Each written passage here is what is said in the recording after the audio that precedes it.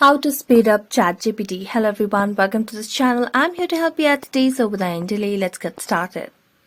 Now, in order to speed up ChatGPT, first of all, make sure you have stable Wi-Fi connection on your device. If not your Wi-Fi connection, you can switch to a cellular data as well, because when you do not have a proper connection, you tend to slow down the ChatGPT. After checking on the connection, launch the Play Store application and make sure you have the updated version of ChatGPT application. So as you can see on the screen, there's an option of update, which means we have the latest version of ChatGPT. So tap on open.